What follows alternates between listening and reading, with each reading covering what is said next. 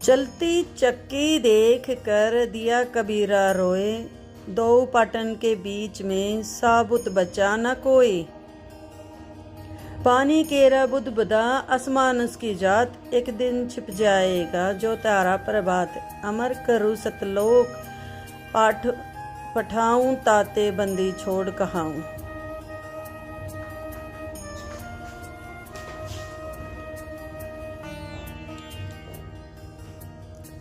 गरीब साहिब से सतगुरु भये, सतगुरु से भये संत। धर धर बेस विशाल अंग, खेले आदि और अंत।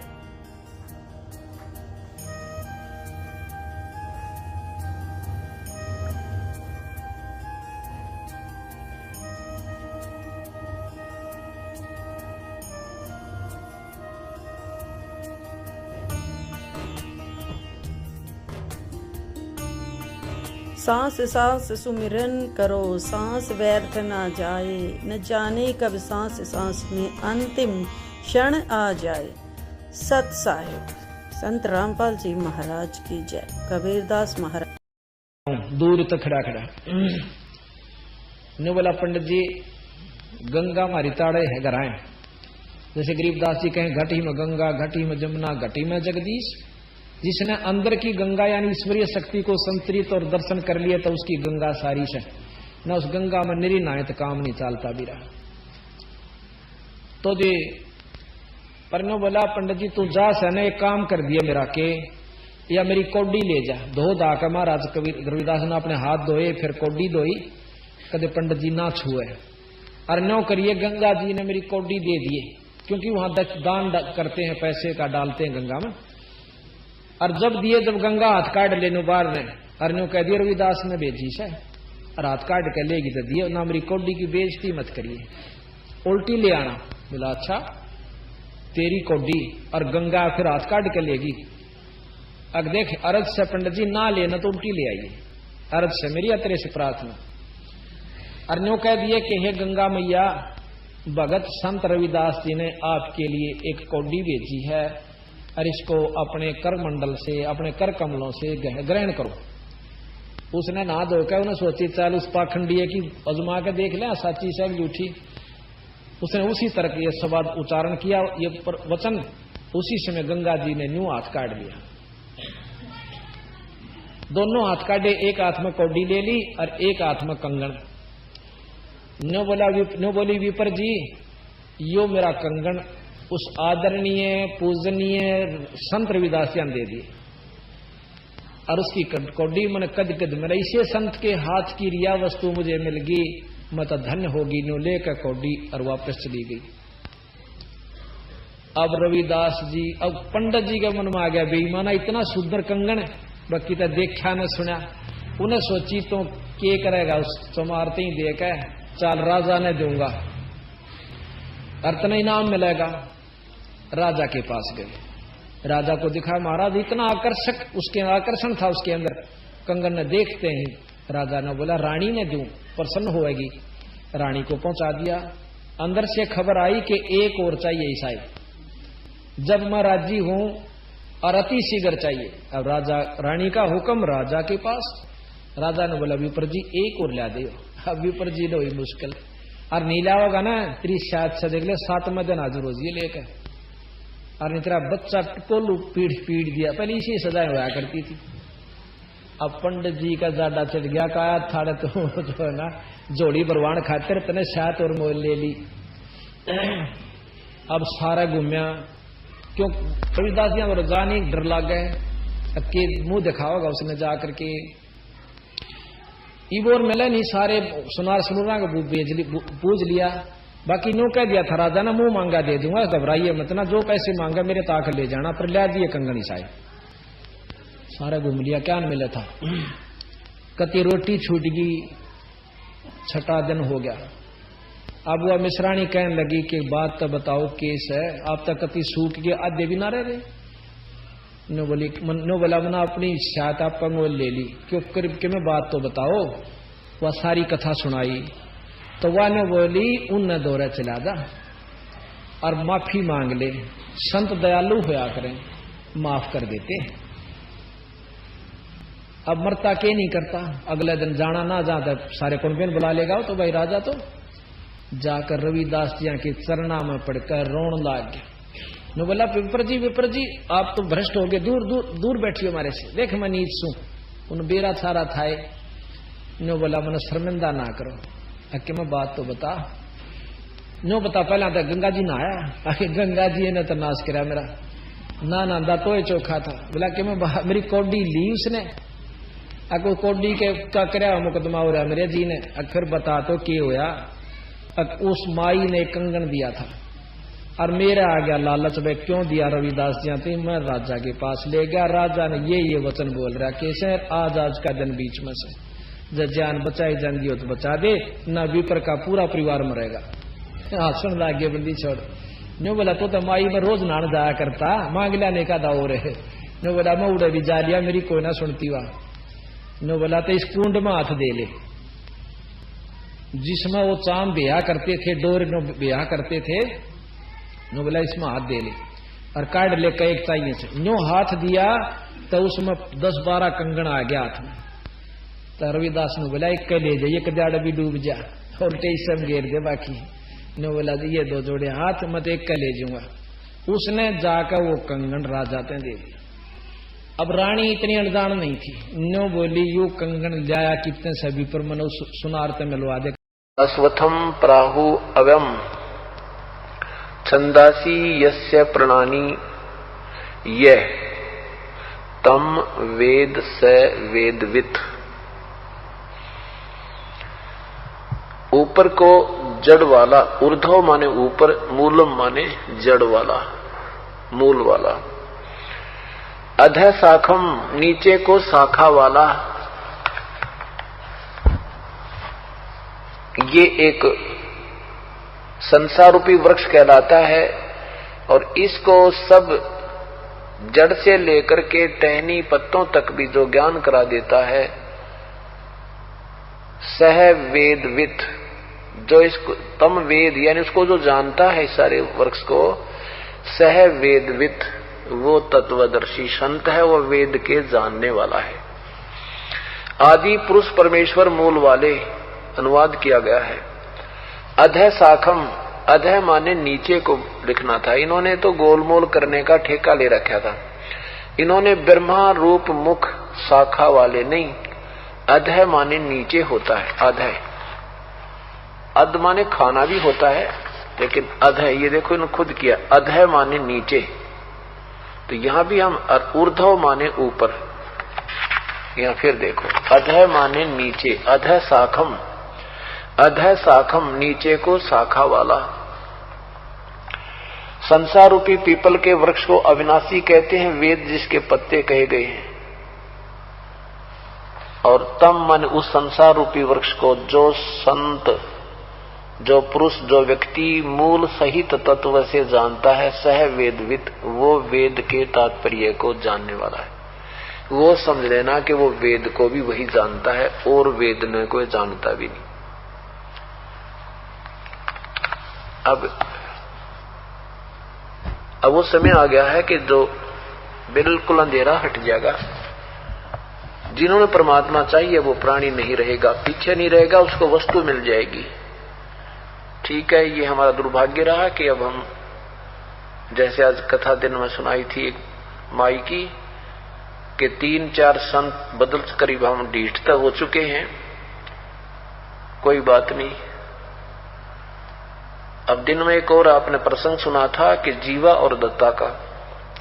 परमात्मा ने कहा था कि भाई मैं पहले भी आ सकता था जीवा और दत्ता, और मेरे आते ही ये तुम्हारी ये सुख की वृक्ष की टहनी हरी भी हो सकती थी, लेकिन उसमें कोई और भी संत तुम्हें टटोलना बाकी रह रहा होता ना, तो आप ये सोचते एक संत और रहता है, शायद वो और बढ़िया पा जावा इस संत से भी, तो उस समय आपकी भक्ति समाप्त हो जाती, मेरे से नाता टूट जाता। बेटा तुम कितना योग्य नहीं रहते। अब मैं इस समय आया हूं तुम्हारे पास कि तुमने सबका जाड़ा ले लिया, तुम सब संतों के पास घूमकर थक चुके हो, इसलिए मैं अब बाद में आया हूं। अब तुम बिल्कुल निर्भय होकर और निसंशय होकर के मेरे चरणों में लगे रहोगे बच्चों, तुम्हारा बेड़ा पार हो जाएगा। तो परमात्मा ने अब यही दया की है कि सभी, काल तो अपनी चाल चाल है, काल तो परमात्मा के सामने एक बालक है, चींटी है, और वो समर्थ परमेश्वर जिसने सारे ब्रह्मांड रच के इसको दे रखे खिलौने। ये पृथ्वी इतनी बड़ी, जिस पर इतने 7 समुद्र, इतने बड़े बड़े पहाड़ पर्वत, रेल चाले, जहाज उड़े, और ये स्वयं घूम रही है, और सूर्य के चारों तरफ भी घूम रही है। कोई लुब्रिकेशन ना, कदे ओवरऑलिंग करनी ना इसकी। तो वो समर्थ हमारे सिर पे है, हमने उसकी शरण में लगी। और ये भगवान बने बैठे थे, ये भगवान थे को ना। तो ये कहना चाहते परमात्मा कि अब भी सब परमात्मा ने इसलिए रजा की है कि ये सब जिन्होंने परमात्मा चाहिए था वो बेचारी भटक रही हैं आत्माएं। 2-2, 3-3 संत तो वो बदला चुके हैं तकरीबन, और जो एक जगह लग रहे हैं तो इतिहास सभी के पढ़ रहे हैं, और उनकी मिलती जुलती थ्योरी सबको याद है जो परमात्मा चाह रहे हैं। और अब इस दास के पास आएंगे, समक्ष आपके इतिहास होगा, निरसंशय होकर आप लग जाओगे, आपका बिल्कुल सुचारू मार्ग चलेगा, ये भक्ति आपकी प्रफुल्लित हो जाएगी, सफल हो जाएगी। परमात्मा बालक नहीं है जिसके सामने ब्रह्मा विष्णु महेश ज्योति निरंजन भी हाथ पसारे रहते हैं। आज अपना संपर्क उसी परमेश्वर से हो चुका है। तो क्या सुना आपने कि पूर्ण संत वो होगा जो इस संसार रूपी वृक्ष की जड़ से लेकर और टहनियों तक गिना देगा, पत्तों तक बता देगा। यही ज्ञान परमेश्वर ने 600 वर्ष पूर्व दिया था। उस समय इन नकली संतों ने, आचार्यों ने, नकली ऋषियों ने, इन महंतों ने उस परमेश्वर की एक नहीं चलन दी, और आज वही ज्ञान उस परमेश्वर का दिया हो ये दास आपके समक्ष पेश कर रहा है। वही ज्ञान, वो है भगवान, और सारा ही प्रमाण। अब रोना आता है, आंखों में आंसू भर आते हैं। भगवान आपने सही कहा है, निरंजन धन तेरा दरबार, निरंजन धन तेरा दरबार, जहां पर तनिक न न्याय विचार, निरंजन धन तेरा दरबार, जहां पर वैसा ओढ़े मुल मुल खासा गल मोतियों के आर, वैसा ओढ़े मुल मुल खासा गल मोतियों के आर, पतिव्रता को मिले न खादी वो सूखा नरस आहार, निरंजन धन तेरा दरबार, निरंजन। अरे जहां पर तनिक न न्याय विचार, जहां पर पाखंडी की पूजा जग में संत को कहें लबाड़े, पाखंडी की पूजा जग में संत को कहें लबाड़े, अज्ञानी को परम विवेकी ज्ञानी को मूड गंवार, निरंजन धन तेरा दरबार, निरंजन बार, जहां पर तनिक न न्याय विचार, जहां पर तनिक न निरंजन धन तेरा दरबार, निरंजन। कह कबीर सुनो भाई साधो सब उल्टा व्यवहार, कह कबीर सुनो भाई साधो सब उल्टा व्यवहार, सच्चों को तो झूठ बताओ इन झूठों का एतबार, निरंजन धन तेरा दरबार, निरंजन बार, जहां पर तनिक न न्याय विचार, जहां पर कहे कबीर सुनो वैसा दो सब उल्टा व्यवहार। कहे कबीर सुनो वैसा दो सब उल्टा व्यवहार। झूठों को सच्चों को तो झूठ बताओ, इन झूठों का एतबार। निरंजन धन तेरा दरबार। निरंजन बार जहाँ पर तनिक न न्याय विचार। जहाँ पर तनिक न न्याय विचार। निरंजन अरे निरंजन धन तेरा दरबार। सत साहिब।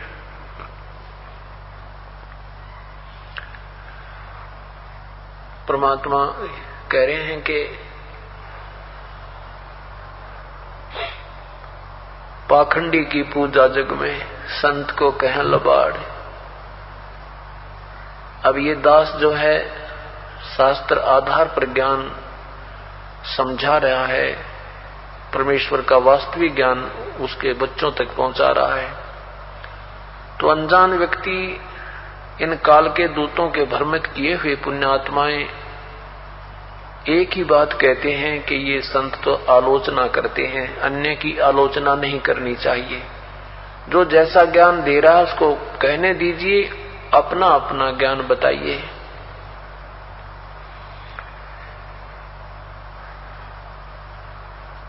अब किसी टीचर ने, किसी अध्यापक ने कोई सवाल गलत हल कर रखा है और दूसरा अध्यापक आता है, उसको कहता है बच्चों ये तुम्हारा जो सवाल ठीक हल नहीं हो रहा। उसका फर्ज बनता है उसको ठीक करावे, नहीं तो सब बच्चे फेल हो जाएंगे, क्योंकि वो तो उसी को रट लगा लेते हैं और उस पर आधारित होते हैं, उनका जीवन व्यर्थ हो जाता। तो उसका परम कर्तव्य बनता है उस टीचर का कि उसको उन बच्चों को समझाए, उनका वो गलत किया हुआ पहले अध्यापक का सवाल फिर ठीक करे। अगर फिर वो अध्यापक दूसरे कहें भी ये तुम क्यों ठीक कराते हो, आप अपना बताओ, इसको इनको पढ़ने दो ऐसे ही गलत सलत, तो ये बात कौन कर सकता? कति नादान अनजान कर सकते हैं।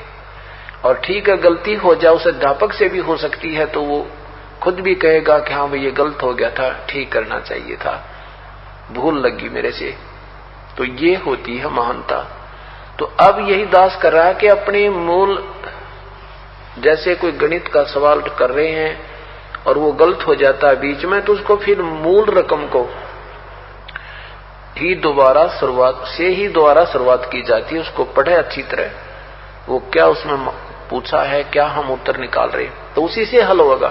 अब अपने सदग्रंथ हैं, पवित्र चारों वेद, पवित्र गीता जी, पवित्र कुरान शरीफ, पवित्र गुरु ग्रंथ साहिब, पवित्र बाइबल और पवित्र अमृतवाणी पूज्य परमेश्वर कबीर देव जी की, कबीर परमेश्वर की, और फिर उनके संपर्क में उनके प्रत्यक्ष दृष्टा जो गवाह हैं, आदरणीय गरीबदास साहिब जी, आदरणीय दादू साहिब जी आदि महापुरुषों की वाणी, ये हमारी मूल रकम है।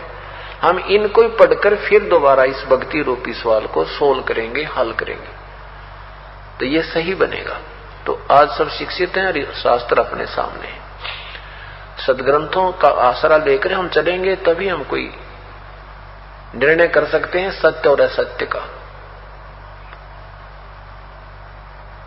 तो यहां परमात्मा बताते हैं कि पाखंडी की पूजा जग में जो जितना गुमराह करे और केवल दंत कथा सुनावे, उतना ही अभी तक हम प्रसन्न रहा करते थे।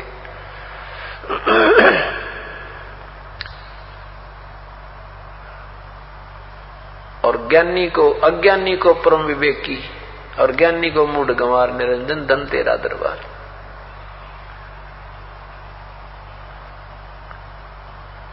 जिन संतों ने गीता जी के एबीसी का ज्ञान नहीं, उनको गीता जी के मर्मज्ञ ज्ञाता करके उनका जो है ना प्रचार किया जाता है। जब वो कहीं सत्संग करने आते हैं तो उनके विषय में लिखा जाता है कि गीता जी के मर्मज्ञ ज्ञाता, अब पता चला वो कैसे गाता थे, क्या जानते थे। वो तो बिल्कुल नादान थे और दंत कथा सुना के और प्रशंसा के पात्र बने हुए थे। परमेश्वर कहते हैं कि कहे कबीर सुनो भी साधो, या सारा उल्टा व्यवहार और सच्चा न तो झूठ बताओ, इन झूठों का एतबार। क्योंकि परमात्मा सच कहा करते थे, वो कहते थे झूठ बोल रहा है, ये क्या जाने वेदों के विषय में। तो परमात्मा अब उस अतिथि में जो आज तो आप शिक्षित हो, हम तुरंत प्रमाण देकर के आपको संतुष्ट कर सकते हैं। उस समय अतिथि देखो जो परमात्मा ने प्रयत्न किए थे। केवल ये पाखंडी लोग शिक्षित थे, इनको शास्त्रों का कह का ज्ञान नहीं था। और 120 वर्ष परमात्मा यही कहते रहे कि ये मैं सत्य कह रहा हूं, ये झूठ बोल रहे हैं। और वो कहा करते ये क्या जाने शास्त्रों के बारे में, ये झूठा है, हम सही हैं। और उन विद्वानों की संस्कृत के ज्ञाताओं की बात समाज को स्वीकार्य होती थी, वो क्योंकि स्वाभाविक थी, वो शिक्षित नजर आवे थे। तो उस समय भगवान बोल रहे हैं कहे कबीर सुनो भी साधो, सब उल्टा व्यवहार और सच्चों को तो ये झूठ बताओ, ने झूठा का एतबार निरंजन धन तेरा दरबार। आज परमेश्वर ने वो प्रमाणित कर दिया कि ये आज की वाणी नहीं है, परमात्मा 600 साल पहले से कहते भी आ रहे हैं। तो इस प्रकार ये बात अभी तक बिगड़ी रही। अब पूर्ण संत जो सर्व ब्रह्मांडों के बारे में, उल्टे लटके संसार रूपी वृक्ष के बारे में हमें बतावेगा, वो समझो तत्वदर्शी संत है। सृष्टि रचना के विषय में आपको सुनाया था।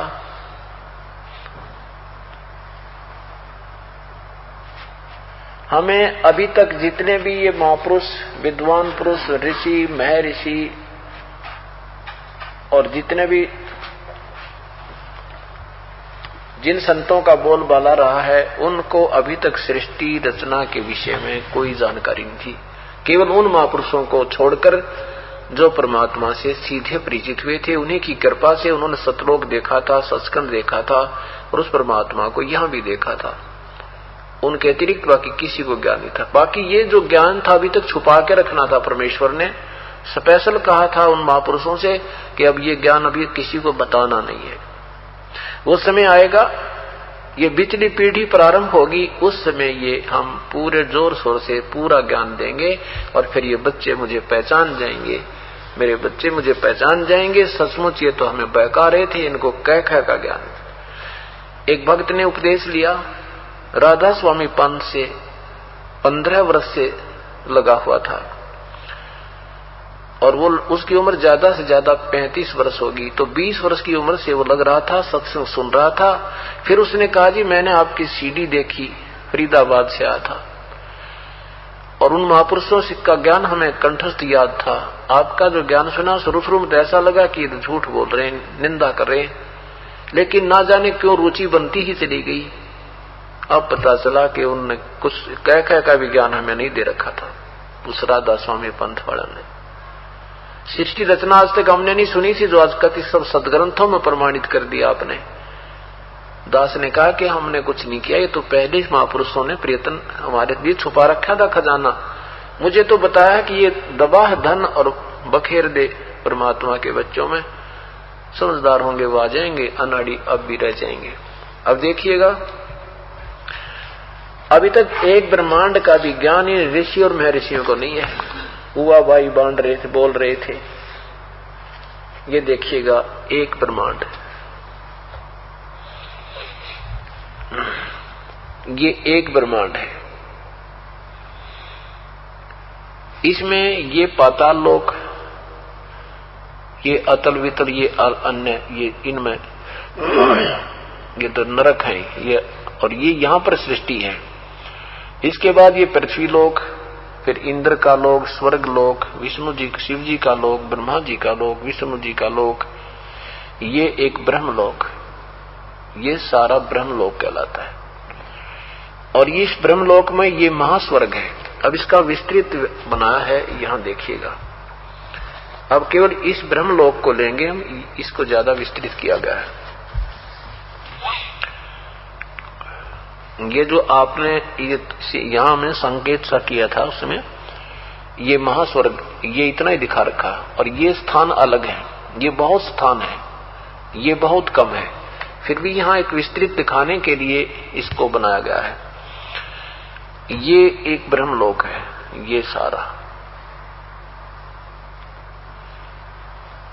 और इसमें ये एक महास्वर्ग है। इसमें इस महास्वर्ग के अंदर इंद्र, महाइंद्र का द्वीप, एक नकली सतलोक, नकली अलखलोक, नकली अगमलोक, नकली अनामी लोक की रचना इस काल भगवान ने माया के द्वारा करवा रखी है। और इस माया का ये द्वीप अलग है, इससे भिन्न है। ये 88,000 खेड़े हैं, द्वीप हैं। ये सपतपुरी यानी 7 और नगर हैं यहां पर, जहां पर धरु यहां का शासक है। और यहां ये दुर्गा का लोक है। फिर ये जो स्थान है जहां निरंजन ने, ज्योति निरंजन काल ने अपने 3 स्थान बना रखे हैं, ये रजोगुण प्रधान क्षेत्र, ये सतोगुण प्रधान क्षेत्र, ये तमोगुण प्रधान क्षेत्र। यहां पर ये स्वयं सतोगुण रजोगुण प्रधान क्षेत्र में स्वयं महाब्रह्मा महासावित्री रूप में, स्वयं महाब्रह्मा रूप में रहता है, दुर्गा को महासावित्री रूप में रखता है। इन दोनों के संयोग से जो पुत्र उत्पन्न होता है उसका नाम ये ब्रह्मा रख देते हैं, उसको रजोगुण युक्त कर देते हैं। फिर जब ये सतोगुण प्रधान क्षेत्र में आता है, यहां पर ये स्वयं, अब इसमें अच्छी तरह समझ में आएगी, तो यहां ये स्वयं महाविष्णु रूप में होता है और दुर्गा को महालक्ष्मी रूप में रखता है। इन दोनों के संयोग से जो पुत्र उत्पन्न होता है उसका नाम विष्णु रखते हैं और उनको अचेत कर देते हैं, बेहोश कर देते हैं। जब तक ये जवान छोटे छोटे बच्चों को होते हैं, जब बेहोश कर देते हैं, फिर इनको बड़ा होने पर चेत करते हैं। फिर ये तमोगुण प्रधान क्षेत्र है, इसमें यही ज्योति निरंजन सदाशिव महाशिव रूप में रहता है, दुर्गा को मां पार्वती रूप में रखता है। और यहां दोनों के संयोग से जो पुत्र उत्पन्न होता है उसको तमोगुण युक्त करके उसका नाम शिव रख देते हैं और बेहोश कर देते हैं। युवा होने पर फिर इनको ये होश में लाते हैं। जब ये बच्चे सियाने हो जाते हैं, बड़े हो जाते हैं, तो दुर्गा इनकी शादी कर देती है काल के आदेश से, और ये काल गुप्त हो जाता है। यहाँ इस लोक में ये कोई नहीं जा सकता, इन स्थानों पे दुर्गा भी नहीं जा सकती इसके आदेश बिना। अब ये स्थिति समझो, ये यहां से इन्होंने बंद कर रखा काल ने, ये इस स्थान पर कोई नहीं जा सकता बिल्कुल भी। इनकी ही कृपा से, इसकी शक्ति से इनको यहां से कभी झटके दिखाने हो तो ये घुमा फिरा देते हैं, एक दूर दूर से दिखाई देता है। अब ये एक ब्रह्मांड है, ये आपने ब्रह्मलोक देखा, ये विष्णु का लोक, शिव का लोक, ये पृथ्वी लोक, ये ब्रह्मा का लोक, ये शिव का लोक, ये स्वर्ग नरक, ये इंद्र का लोक, त्रिपुराय का लोक। और यहां पर परमात्मा ने भी अपना एक स्थान रखा है, जैसे एम्बेसडर हाउस होता है, राजदूत, जैसे राजदूत होते हैं ना हर एक देश का, हर एक देश में, ऐसे ही परमात्मा ने भी अपना यहां एक अन्य रूप धारण करके ऐसे स्थान बनाया है जहां ये कोई नहीं जा सकता, ना ज्योति निरंजन जा सकता, ना कोई अन्य जा सकता। ये एक ब्रह्मांड आपने देखा, और एक ब्रह्मांड में इन 3 लोकों के ऊपर ब्रह्मा विष्णु महेश एक एक विभाग के मंत्री हैं। ये पाताल लोक, पृथ्वी लोक जिस पे हम रहते हैं, और ये स्वर्ग लोक। और इनके अपने भी अलग से राजधानियां हैं तीनों भगवानों की, और ये तीनों की यहां शादी करके और यहां इनको छोड़ रखा है। केवल एक एक विभाग के मंत्री हैं और ओवरऑल कंट्रोलर एक ब्रह्मांड का इनका पिता ये ज्योति निरंजन है। अब ऐसे ऐसे 21 ब्रह्मांड हैं इस ज्योति निरंजन के काल के।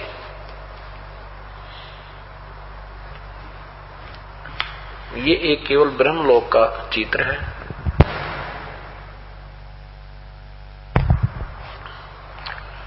ये भी आपने केवल ब्रह्मलोक देखा था, उसका चित्र है। ये महाइंद्र का द्वीप, नकली सतलोक, नकली अलखलोक, नकली अगमलोक, नकली अनामी लोक, ये दुर्गा का लोक, ये 88,000 खेड़े, 88,000 द्वीप हैं, ये सप्तपुरी, और यहां पर ये काल रहता है एक ब्रह्मांड में, जो एक ब्रह्मलोक आपने देखा था। अब ऐसे ऐसे 21 ब्रह्मांड हैं इस ज्योति निरंजन के। इसने क्या किया है कि 5 ब्रह्मांडों का एक ग्रुप बनाया है, एक समूह बनाया है, उसको महाब्रह्मांड का नाम दिया है और इनको चारों तरफ से रोक रखा है। ऐसे ऐसे ये 4 महाब्रह्मांड बनाकर 20 ब्रह्मांडों को रोक दिया और इसके बाद फिर ये अलग से इसको गोलाकार में रोक के, और ये स्वयं इनसे भी बाहर रहता है। यहां इसने एक महाब्रह्मांड जितना स्थान लेकर के नकली सतलोक, अलखलोक, अगमलोक, अनामी लोक की यहां भी रचना की है। यहां पर एक अलग स्थान बनाया है, जो बहुत अच्छी पुण्यकर्मी प्राणी होते हैं उनको यहां रखता है, और यहां से फिर इनको मार्गदर्शक, नकली मार्गदर्शक बनाकर अपने दूत बनाकर भेजता है। ये पुण्य, इनकी अपनी पुण्य कमाई होती है और कई जन्मों तक भी ये अपना रह कर चक्कर काटते रहते हैं, मनुष्य शरीर प्राप्त करते रहते हैं और गुमराह करते रहते हैं। जब तक ये रहते हैं शरीर में, ये सब स्वस्थ भी लगते हैं, इनकी शब्द में शक्ति भी लगती है, फिर ये नरक में ठोक दिए जाते हैं।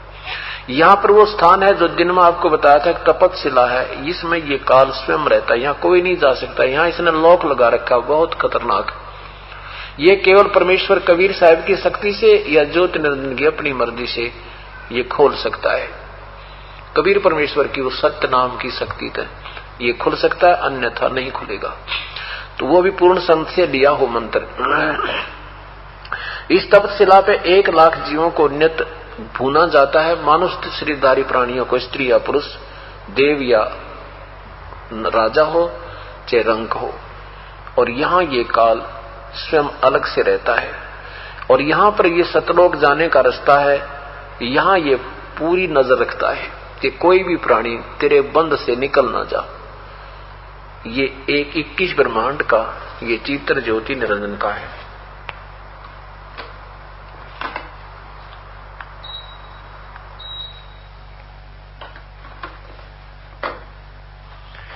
अब देखिएगा असंख्य ब्रह्मांडों का चित्र। ये 21 ब्रह्मांड हैं क्षर पुरुष के। अब देखिए अक्षर पुरुष और परम अक्षर पुरुष और क्षर पुरुष तीनों का मिला करके ये अभी अब आपने देखे 21 ब्रह्मांड। ये देखिएगा ये 21 ब्रह्मांड जो आपने देखे थे। अब यहां देखिएगा ये स्थिति आ गई इन 21 ब्रह्मांडों की, और ये है 7 संख, ये ब्रह्म के, ये 7 संख ब्रह्मांड है पर ब्रह्म के, ये 7 संख ब्रह्मांड। और ये देखिएगा असंख्य ब्रह्मांड है, ये पूर्ण परमात्मा सतपुरुष के। ये परमेश्वर ऊपर अलखलोक, अगमलोक और अनामी लोक में भी यही परमेश्वर कंट्रोलर है, कबीर देव, जैसा कि दिन में आपको बताया था। अब आप विचार कीजिए कि ये ब्रह्मा विष्णु महेश की स्थिति ये है एक ब्रह्मांड में। एक आपने यह शून्य सी दिखा है, बिंदी सी। इस एक ब्रह्मांड में ब्रह्मा विष्णु महेश एक विभाग के मंत्री हैं, और ये पूर्ण परमात्मा असंख्य ब्रह्मांड वो कबीर देव है। तो परमेश्वर ने अब अपने सदग्रंथ बता रहे हैं कि जो संत ये पूर्ण जानकारी देवे, सह वेदविद, वो तत्वदर्शी संत है। वो वेद के जानने वाला है और उसी की शरण में जाके उस परम पिता परमेश्वर की खोज करनी चाहिए, जिसमें गए हुए फिर लौटकर संसार में नहीं आते। अब पवित्र गीता जी 15वें अध्याय का दूसरा, तीसरा, चौथा ये और देखिए मंत्र श्लोक।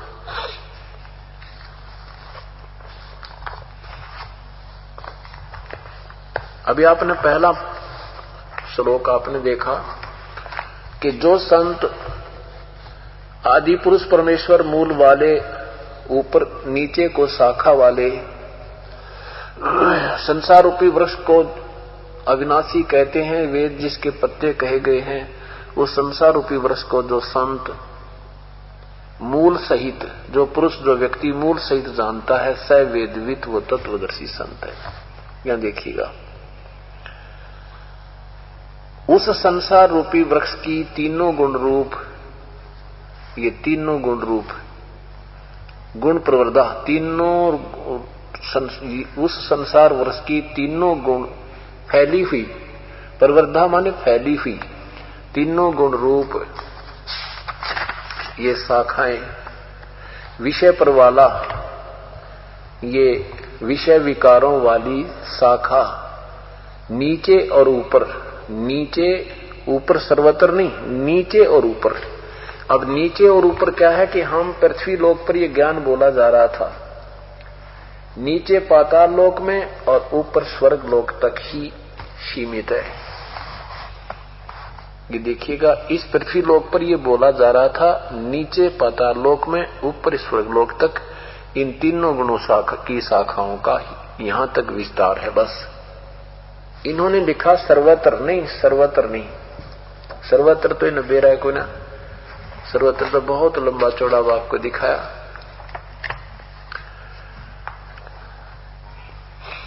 यहां देखो, अधः माने नीचे, ऊर्ध्व माने ऊपर, बस प्रसरता माने फैली हुई है मनुष्य लोक में।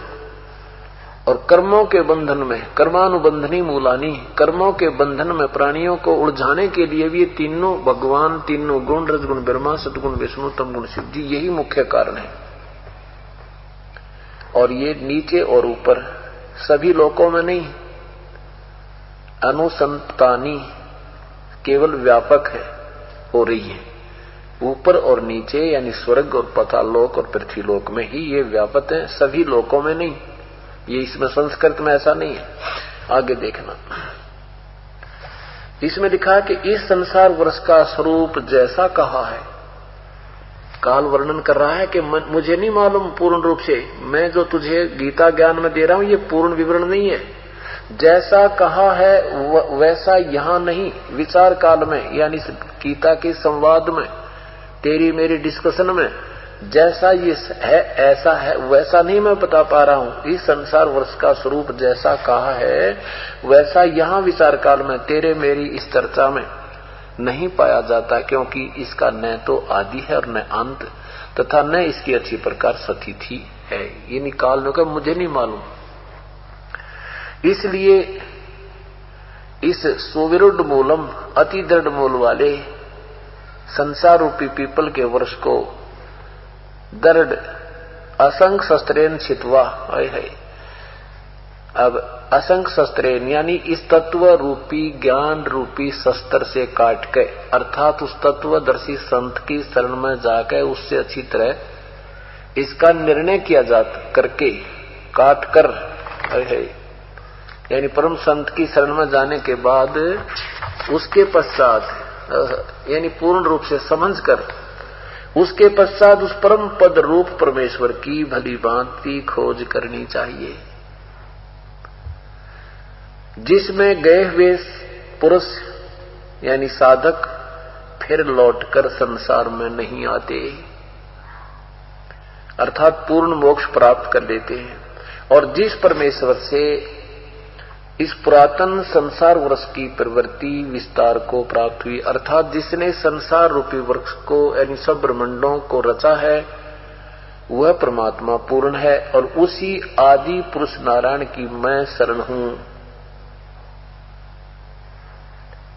इस प्रकार दृढ़ निश्चय करके उसी परमेश्वर का मनन और निधिध्यासन करना चाहिए। स्पष्ट किया, गीता बोलने वाला भगवान कह रहा है कि मैं भी उसी की शरण में हूं। और उसके जहां जाने के बाद फिर पुनर्जन्म नहीं होता। अपने विषय में कहा कि अर्जुन तेरे और मेरे बहुत जन्म हो चुके हैं, तू नहीं जानता, मैं जानता हूं।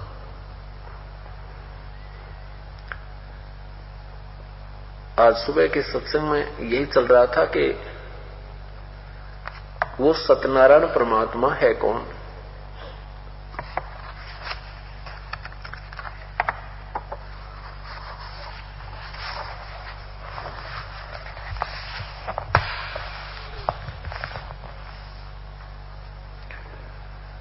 तो अब आपको पता चला कि पूर्ण संत कौन होते हैं, पूर्ण परमात्मा कौन है। जब ये दोनों निर्णय हो जाएंगे फिर भक्ति बहुत आसान है।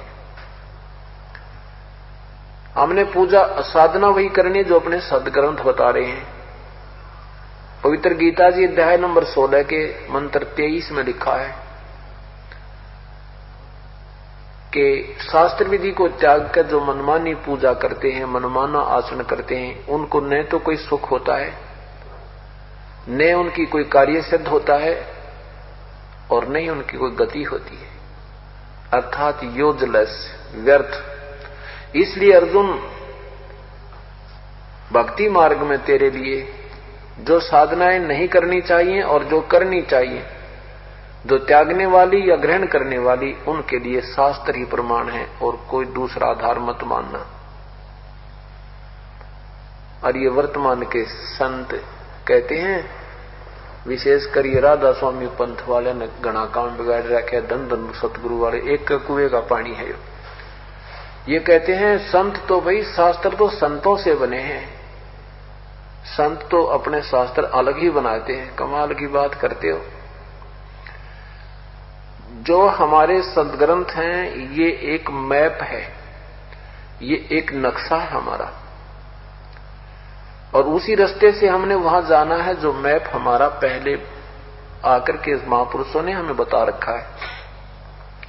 जैसे हम सत्संग करने जाते हैं, कहीं बाहर जाते हैं, तो हमारे से कोई पूछता है कहां से आए हैं संत, तो हम वहां जब जाते हैं तो हम जो बताएंगे अपने आश्रम का रास्ता उनको लिखाएंगे कि यहां से आप वहां चाहिए, वहां से वहां आइए, फिर रोहतक आना, रोहतक से क्रोथा आना, या बरवाला का आश्रम बताएंगे तो जैसे जैसे हिसार पहुंचिए, हिसार से इस दिशा में, वहां पूरा निर्णय देंगे कि वहां दौलतपुर रोड पर इतने किलोमीटर चल के आपको आश्रम मिलेगा बाईं ओर। तो जो हम नक्शा उसको बनाकर आएंगे और कोई और उसके विरुद्ध बताएगा, कहते हैं संत कोई रास्ता बता दे सब वहीं जाएंगे, नहीं तो वो गलत बता रहा है। तो ये हमारे महापुरुषों ने सदग्रंथों में पहले ही वर्णन कर रखा है, और वही पवित्र गीता जी, वही पवित्र वेद और वही परम संत हमें मार्गदर्शन करें। तो हमने इसी अनुसार चलना, हमने तो इसके ऊपर चलना था। इसके अलग कोई चल रहा है तो शास्त्र विरुद्ध चल रहा है, वो कुमार्ग पर है, वो सही मार्ग नहीं है। तो अब शास्त्र विधि को त्याग कर जो कुमार्ग पर जा रहे हैं और कहते हैं संत कोई रास्ता बता दे वही ठीक होता है, तो उनकी वो दंत कथा है, उनका लोक वेद है। और यही हानि हमें अभी तक उठानी पड़ रही है, क्योंकि हमारे तक शास्त्रों का ज्ञान और यथार्थ ज्ञान नहीं पहुंचा। परमेश्वर के विषय में या तो परमात्मा ने अपनी आप जानकारी दी है विशेष रूप में भी पूरी विस्तृत, और फिर उन्हीं के संपर्क में आए महापुरुषों ने जो ज्ञान दिया है, और साथ में अभी पवित्र वेद और पवित्र गीता जी जो हमें मार्गदर्शन करी, ये सब एक ही मार्ग है, इनका एक ही रास्ता है और एक ही संकेत है।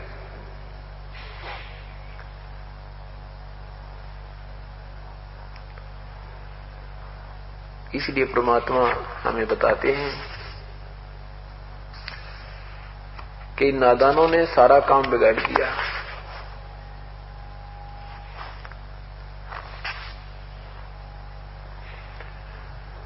मत तो दे दी है बालम याने नू, मत तो दे दी है बालम याने नू, मत तो दे दी है बालम याने नू, मत तो दे दी है बालम याने नू। मैं तो दे दी है बालम याने नू, मैं तो दे दी है बालम याने नू। गीता और भागवत पढ़े ना बूझे शब्द ठिकाने नू। गीता और भागवत पढ़ नहीं बूझे शब्द ठिकाने नू। मन मथुरा दिल द्वारका नगरी क्या करें बरसाने नू। मैं तो दे दिए बालम याने नू, मैं तो दे दिए बालम, मत दे दिए बालम याने नू, मत दे दिए बालम याने। जब फुरमान धनी का आवे कौन रखे घर जाने नू। जब फुरमान धनी का आया को रखे घर जाने नू। जा सतगुरु का शरणा लीज जो मेटे जम तलबाने नू। मैं तो दे दिए बालम याने नू, मैं तो दे दिए बालम, मत दे दिए बालम याने नू, मत दे दिए बालम याने। उत्तर दक्षिण पूर्व पश्चिम फिर दाने दाने नू।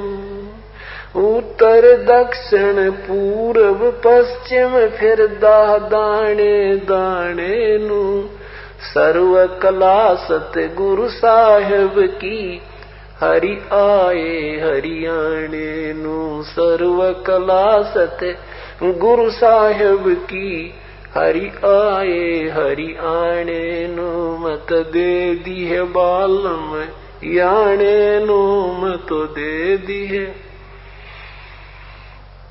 मत दे दिए बालम याने नू, मत दे दिए बालम याने। जम किंकर का राज कठिन है नहीं छोड़े राजा राणे नू। जम किंकर का राज कठिन है नहीं छोड़ राजा राणे नू।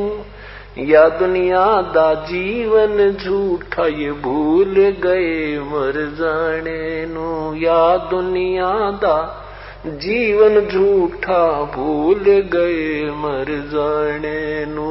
मैं तो दे दिए बालम याने नू, मत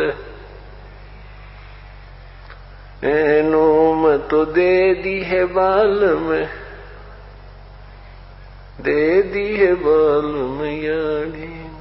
सील संतोष विवेक विचारो दूर करो जुल्माने नू। सील संतोष विवेक विचारो दूर करो जुल्माने नू। ज्ञान दराज ध्यान दी तुरिया कोई जाने पान रिसाने नू। मैं तो दे दिए बालम याने नू, मैं तो दे दिए बालम याने नू, मैं तो दे दिए बालम। महल कपाट सतगुरु ने खोले वो अमी महारस खाने नू। महल कपाट सतगुरु ने खोले अमी महारस खाने नू। गरीब दास सुन भंवर उड़ावे गगन मंडल रम जाने नू। मैं तो दे दिए बालम याने नू, मैं तो दे दिए, मैं तो दे दिए बालम याने नू, मैं तो दे दिए, मैं तो दे दिए बालम याने नू, मैं तो दे दिए बालम। गरीब दास सुन भंवर उड़ावे गगन मंडल रम जाने नू।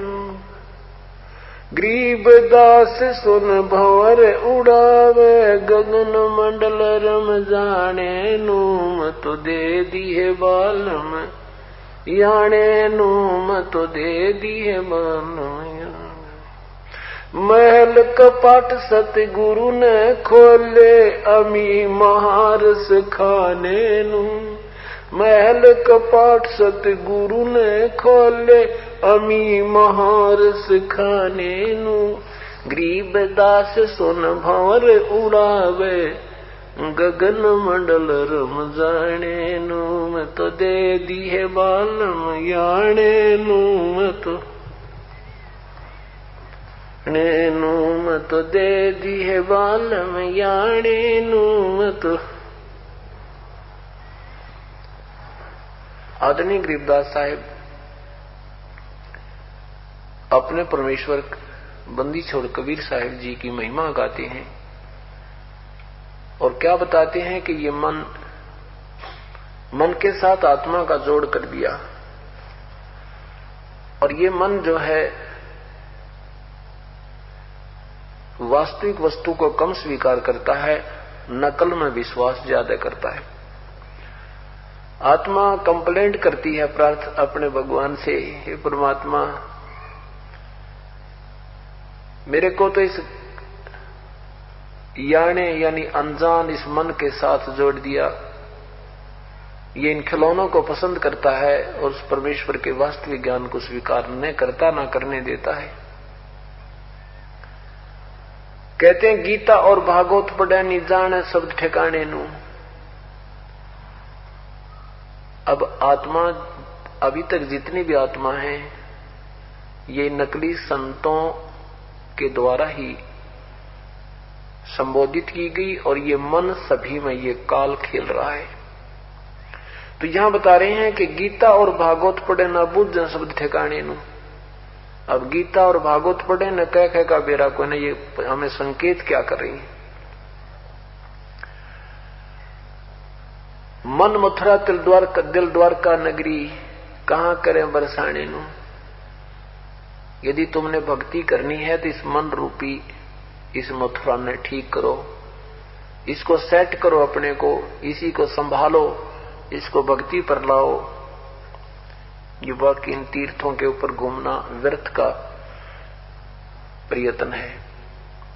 फिर क्या बताते हैं कि ये जो साधनाएं तुम करते हो, कोई मथुरा जाता है, कोई बरसाने जावे, कोई द्वारका जाता है, कहते हैं इनसे कोई लाभ नहीं होगा। जब फुरमान धनी का आया को राखे घर जाने नू। और जा सतगुरु की का शरणा लीजा जो मिटे जम तलबाणी नू। जो मिटे जम तलबाणी नू, तलबाना होता है हुक्म, काल का जब आदेश आवे कि चल तेरा समय पूरा हो गया। कहते ऐसे संत का शरणा लो, उस सतगुरु की शरणा लो, कहते भाग जा तू, अब ये हमारा बच्चा है, तू इसका कुछ नहीं मांगता। क्या बताते हैं कि जा सतगुरु का शरणा लीजा जो मिटे जम तलबाने नू। उत्तर दक्षिण पूर्ण पश्चिम तो फिरदा दाने दाने नू। ना जाने कहां कहां से तू संग्रह करता फिर रहा है भक्ति रूपी कमाई को, वो तेरी बिल्कुल व्यर्थ है। और एक परम संत मिल जावे तो एक ही संत से तुझे सर्व लाभ हो जाएंगे। जम किंकर फिर कहते हैं कि सर्व कला सतगुरु साहेब की हरि आए हरियाणे नू। उत्तर दक्षिण पूर्व पश्चिम फिरता दाने दाने नू। सर्व कला सतगुरु साहेब की वो हरि आए हरियाणे नू। सर्व कला जितने भी ये सब सृष्टि रचना है, जितने भी ब्रह्मा विष्णु महेश निरंजन ब्रह्म परब्रह्म आदि हैं, ये सभी उस परमात्मा की ही कला है, अर्थात इसके द्वारा ये यहाँ भेजे गए हैं। उस परमेश्वर में पूर्ण शक्ति है। सर्व कला सतगुरु साहेब की हरि आए हरियाणे नू। पुण्यात्मा आज से ये 300 वर्ष पूर्व लगभग पौने 300 वर्ष पूर्व बोली हुई वाणी है। उसमें आदरणीय गरीबदास साहिब जी ने कहा था हरि आए हरियाणे नू। उस समय ये ज्वाइंट पंजाब था। तो उसमें परमात्मा छुड़ानी में आए थे कबीर परमेश्वर, बंदी छोड़ कबीर परमेश्वर। सन 1727 में उस समय का जो गरीबदास साहिब जी को मिले थे, सतलोक लेकर गए थे, फिर वापस छोड़ा था, तो वहां उस समय का वर्णन करते हैं गरीबदास साहिब जी। कहते हैं हरियाए हरियाणे नु, जब तो हरियाणा बनया भी नहीं था। और उन महापुरुषों की वाणी अब 1966 में सिद्ध हुई, पंजाब का विभाजन हुआ, हरियाणा अलग प्रदेश बन गया, और वही अक्षेत्र छुडानी जो है झज्जर जिला, रोहतक जिला, ये हरियाणा में आ गया, हरियाणा स्टेट बन गया। तो यहां बताते हैं कि हरियाए हरियाणे नु, जम किंकर का राज कठिन नहीं छोड़े राजा राणे नु, या दुनिया दा जीवन झूठा भूल गए मर जाने नु, कि इस संसार में तो झूठा जीवन है और उस मृत्यु को तुम भूल गए भाई।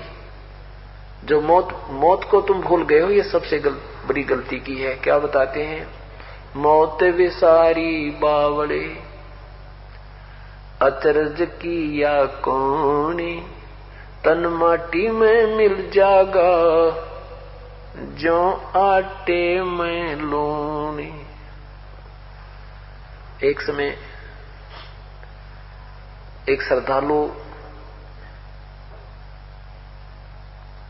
अपने गुरुदेव के पास, संत के पास प्रतिदिन जाता था।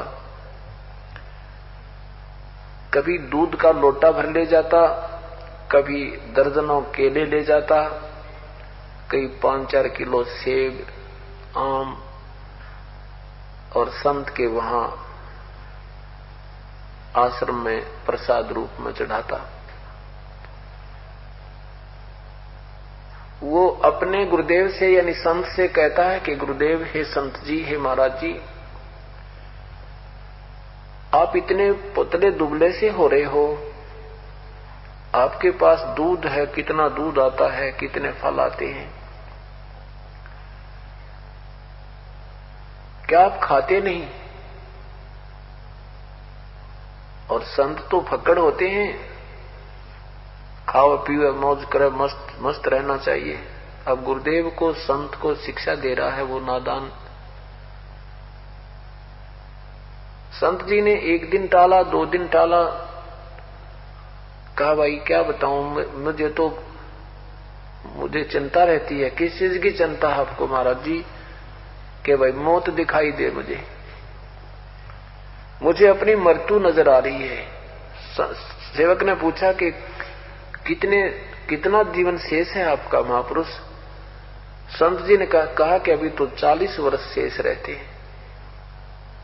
तो सेवक कहता, वाह जी वाह, 40 वर्ष शेष रहते हैं और फिर आज ही चिंता किए बैठे हो आप। 40 वर्ष की उम्र आपकी होगी अभी तो 40 वर्ष की चिंता कर रही, वाह भी वाह, ये तो सभी ने मरना है, यह भी कोई चिंता है? संत होकर चिंता कर रहे हो। 1 दिन छोड़ा, अच्छा भाई खाया करेंगे। कुछ दिन के बाद फिर आया, फिर यही प्रश्न, कुछ दिन के बाद फिर आया, फिर यही प्रश्न। संत जी ने सोचा ही पीछा ना छोड़ा है। अब ये कह रहा है कि मौत तो एक दिन आनी है, इसकी भी क्या चिंता है, तो मरना तो सभी नहीं है। उस संत का एक राजा शेष था उसी नगरी का। राजा से कहा कि आपके नगर में एक सेठ है, उसका ये नाम है, और उसने फांसी की सजा सुना दे, पर फांसी तोड़िए मत, 1 महीने का टाइम रख दे। राजा ने अपने गुरुदेव के आदेश से अगले दिन सेठ को पकड़ के, वो जो रोज कान खाया करता, और बंद कोठड़ी में बंद कर दिया और कह दिया कि तेरे ऊपर एक कत्ल का केस है और तुझे 1 महीने। सत साई भक्तजनों, ऐसे ही संत रामपाल जी महाराज के सत्संग, प्रवचन और विचार, विशेष संदेश सुनने के लिए हमारे चैनल से जुड़े रहे। सत साई।